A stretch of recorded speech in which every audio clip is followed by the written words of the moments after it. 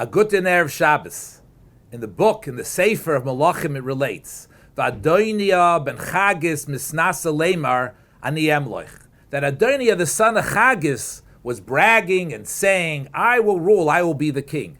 V'loyatzavai aviv miyamav, because his father had never disciplined him. As the commentaries say, when he would do something when he was younger, his father never pointed out that it was inappropriate, so he thought that everything that he did was correct.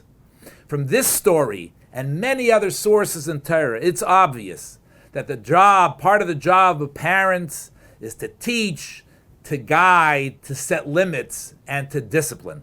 I would like to share an insight from this week's Parsha of how to do so in an effective and appropriate manner. One of the garments that the Kohen Gadol, the high priest, wore was the ephod, an apron-like garment. This ephod, amongst the materials it had, was zahav, gold. The pasuk says, Vayakhel-Pekudei hazav, that they hammered these sheets of gold and turned them into thin threads. The Rebbe's father, Likutei Levi Yitzchak, explains that in Judaism, silver is associated with chesed, loving kindness. Zav, gold, is associated with harshness, or strength, or discipline.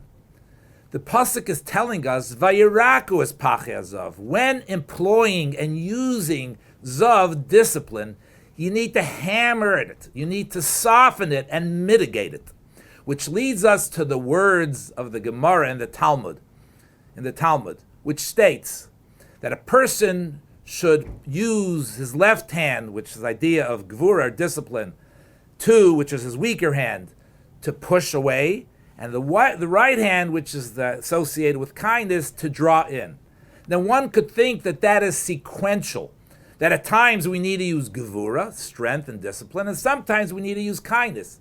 What that would look like is our child comes home from school and it does something inappropriate, and we get upset and we discipline them. And a little bit later on in the evening, we employ chesed, loving kindness.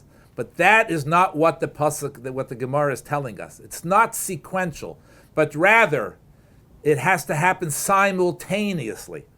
That when we employ gevura, discipline, we do so in a loving, kind way.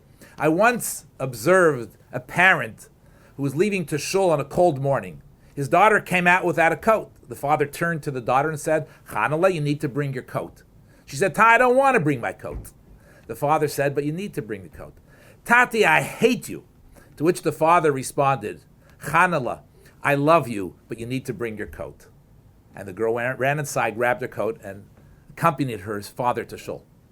He disciplined her, he required her to wear a coat, but he remained calm and was very effective. How he dealt with the disrespect is another question, but at that moment his goal was to make sure that she brought a coat and to protect her safety and her health. Have a wonderful Shabbos.